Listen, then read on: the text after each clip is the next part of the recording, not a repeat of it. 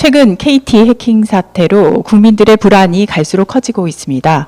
사고 발생 이후 여러 날이 지났고 범인까지 검거되었지만 사태는 오히려 악화되는 모습입니다. 그 이유는 분명합니다. 이번 사고는 실제 금전 피해가 발생하면서 알려졌습니다.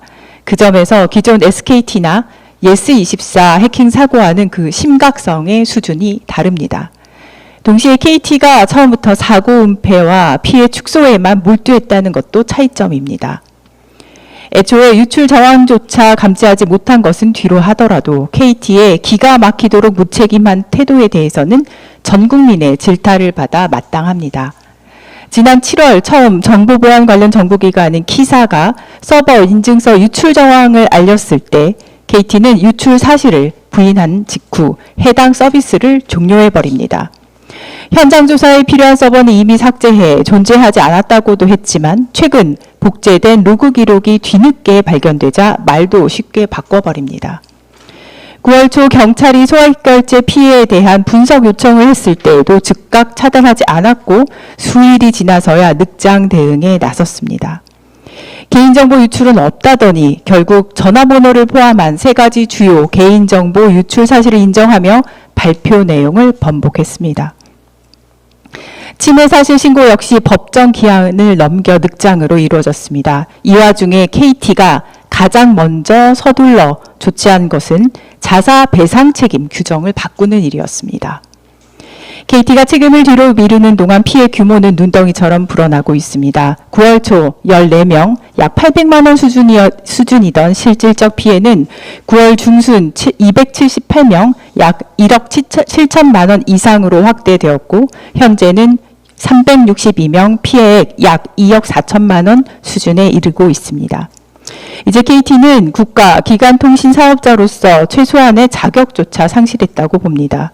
정부 역시 책임에서 자유로울 수 없습니다. 지난 SKT 사태 이후 불과 5달밖에 지나지 않았습니다.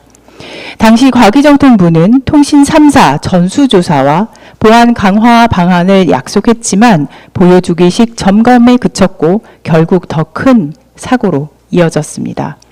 특히 과기정통부는 이번 사태를 검증하기는커녕 KT의 입장을 그대로 받아 발표하는 수준에 머물렀습니다. KT의 말이 계속 바뀌는데 KT의 말이 바뀔 때마다 정부까지 흔들리고 함께 허둥대는 모습은 국가 보안 거버넌스가 여전히 부재하다는 사실을 드러냈습니다.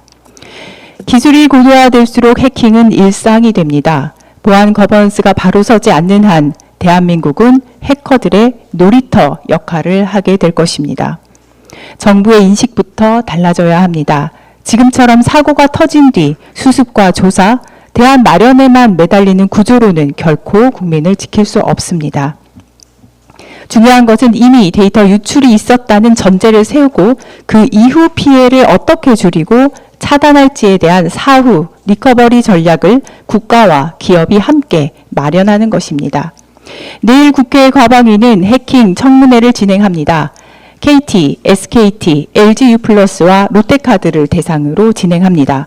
이번 사태의 원인과 책임을 철저하게 규명하겠습니다.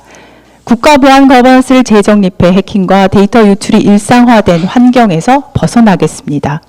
국민을 신속하게 보호할 수 있는 제도를 마련하는 길에 조국혁신당이 앞장서겠습니다. 이상입니다.